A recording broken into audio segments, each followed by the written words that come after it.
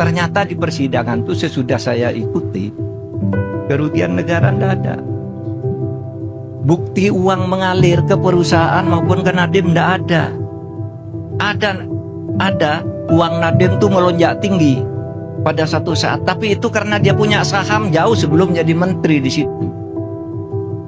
Jadi diskusinya Nadiem Makarim itu dia membuat kebijakan lalu didakwa salah kebijakannya itu karena merugikan keuangan negara.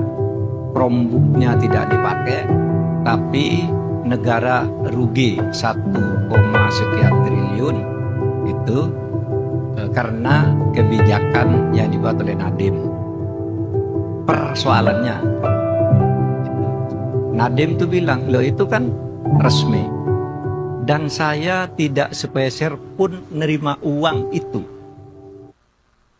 Malah negara diuntungkan karena terjadi penghematan, kata Nadiem.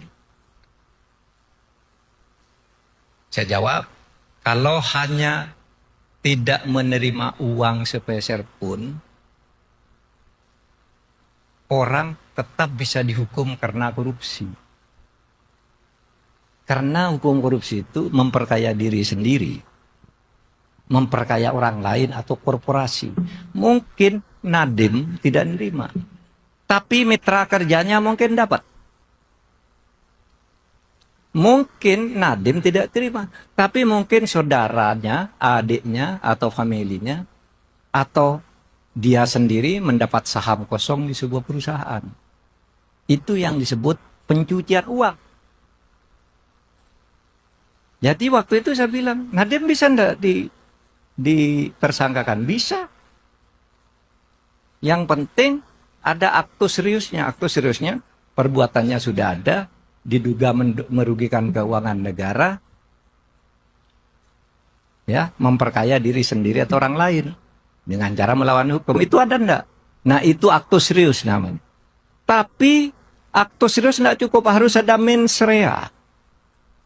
Mens rea itu niat jahat, sengaja melakukan itu, udah tahu aturannya begitu ditabrak.